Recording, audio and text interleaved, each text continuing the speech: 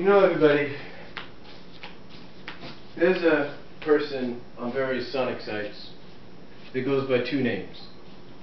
GEKI, the reviewer, on two sites, and Mr. Sandman on one.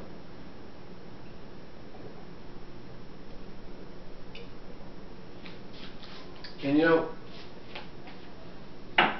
he has a series that he does for Blimp.tv. Basically, where he reviews certain issues, does a retrospect, and sometimes vlogs about the Sonic the Hedgehog comic book. And you know, as I watched a little bit of one of his vlogs from this past spring, I thought to myself, maybe I should do a little bit of a vlog on what's going on. You see, I want to basically summarize what is going, basically want to give my own summarization on what's happening. And what has happened since this past spring, and even going into the spring, what has been hyped up. You see, almost since the beginning of the year, 225 was hyped up as being a milestone issue.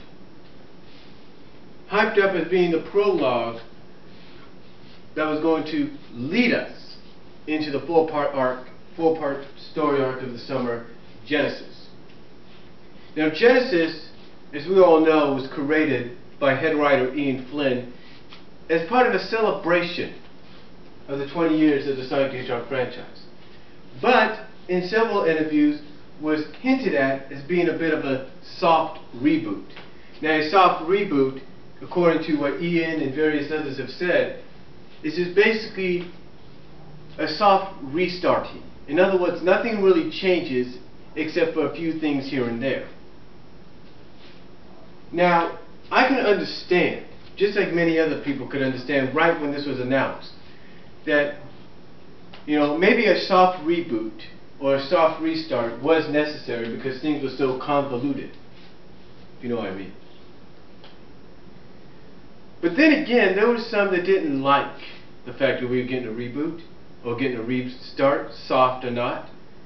And when we saw one of the images, when we saw the variant cover of 225, the sketched cover, if you will, and we saw it would look like a dead character's hand, everybody almost automatically knew who that character was. And true enough, everybody was right about it. But then again, even though everybody was right about it, everybody was ticked off at how the character was supposedly killed off. Basically, they were ticked off at the fact that the character was killed off screen by a turret gun. Now, many have gone out and said, even to this day, that they feel maybe that turret gun was a roboticizer gun. Maybe it was. Maybe it wasn't. And a lot of people have come out and said that this character might still survive, but robotization might be the only way they can survive. Maybe it is, maybe it's not. But you see, looking back on it, everybody has, and I hate to say this, I do agree on it. I hate to say that I do agree on this. Everybody has said that what happened to this character overshadowed what Genesis was supposed to be. Now, some have said that they liked Genesis because it was kind of nostalgic for them, but even those that said they liked it somewhat agreed with the fact that even though it was good in their eyes, it was still sort of overshadowed by trying to find out exactly what was going to be the fate of a certain character.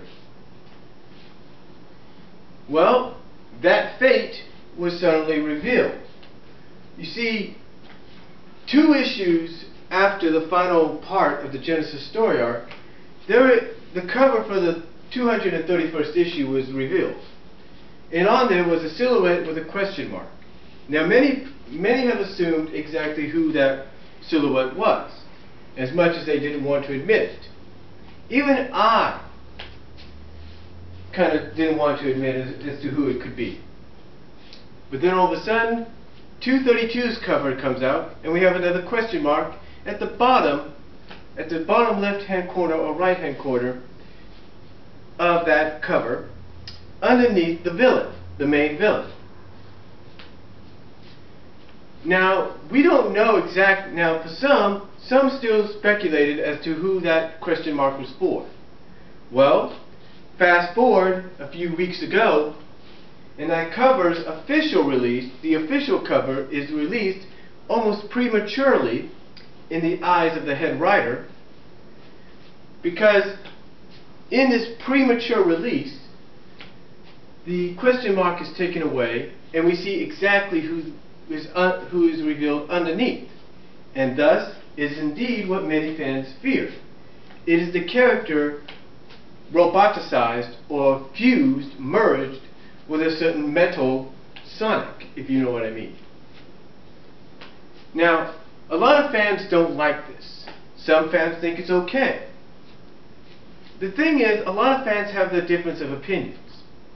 See, some fans like it because it's sort of a new start for the character.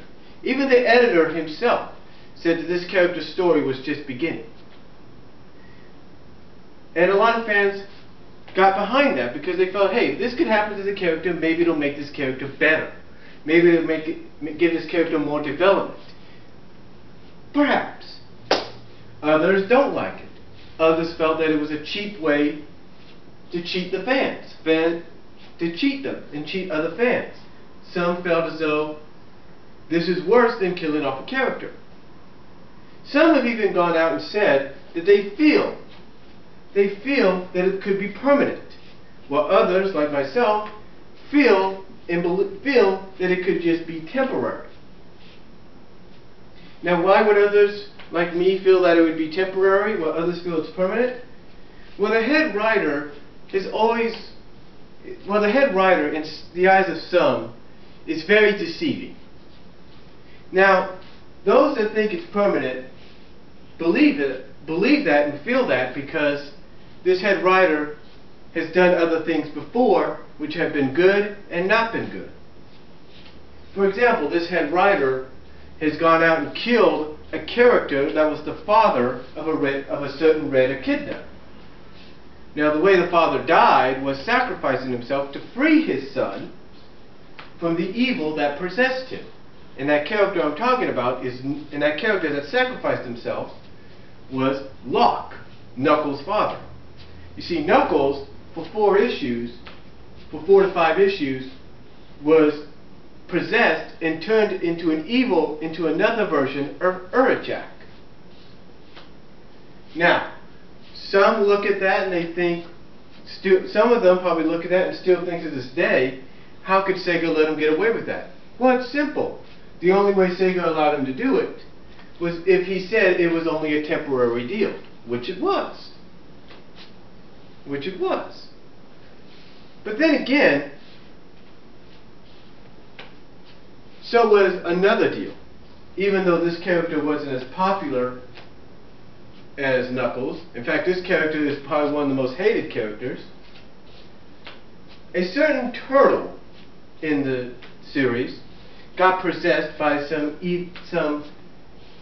deranged machine named Adam, and it was only after he was able to gain some control was he able to sacrifice himself sacrifice himself in order to destroy the Adam character. In other words, even though he was possessed and controlled by this Adam character, the turtle was able to gain control, and thus it showed that it was only a temporary situation. What I'm saying is that even though those look at those situations by the writer and feel that he could probably take it and make this situation with this character permanent, others like myself look at those situations and we say to ourselves, it's gotta be temporary. Now true, some will say, well wait a minute, this character is now a robot, how can it be temporary? How can it be temporary? There's no way, it's not reversible. Let me put it to you like this.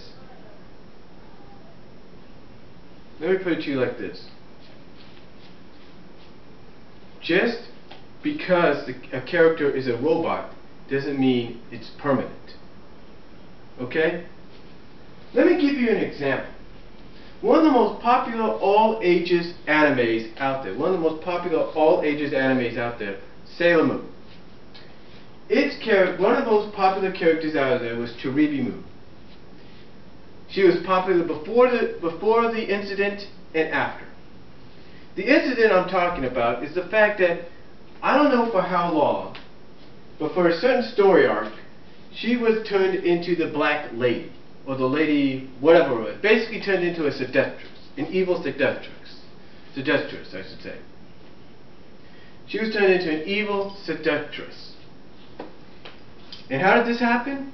Basically, she was cocooned, she was manipulated, and cocooned, and had her whole body encased or cocooned inside some kind of black cloud, and thus, inside the black cloud, she was allowed to grow into the Black Lady. Now, there's no doubt that some longtime fans who helped make this Chiribimu character a fan favorite, there's no doubt some of them might have been pissed off. But then again, maybe they weren't, because they knew it was only temporary, but the way it was played on throughout the episodes, from what I understand, it didn't seem like it was temporary. Now, even though it didn't seem like it was temporary to some, and some feeling it was permanent, it ended up being temporary. Thus, she was returned back to normal. You see, it's not that big of a deal. Another example is Cammy from Street Fighter. In the animated series which aired on the USA Network, in the second episode of the second season, at the end of it, she ended up getting brainwashed and controlled by Bison until the last episode. So basically, for 8 episodes straight, she was on Bison's side. Well, at least 8.5. For about 8 episodes, she was on Bison's side. Until the middle to end of the final episode, where she was able to regain her memory and regain control of herself and remember whose side she really was on. And there's other examples out there. Folks. There's other examples out there. Let me check my time here. But again, there's other examples out there. One of the most popular examples is Jean Grey, Phoenix. Take a look at whatever kind of version you want to look at of that storyline. And she's been in the same situation, but she's always regained control. Others are out there too. I mean, there's so many stories similar to what's going on here. And most of them have been temporary. Whether it's animation on television, anime on television, anime in the movies, live action, doesn't matter. It's comic books, it doesn't matter. It's all been temporary. That is why people like me don't fear that this is are not afraid of this arc, and we don't fear that the situation with a certain character is going to last long. However, there are those that do. But then again, there are those that don't care either way. And why do they not care either way? Because it's real simple. Some people, like I mentioned, are happy this has happened. Now some are afraid it opens the door for a certain shipping. And what do I mean? Well, I'll explain in part 2 when I come back.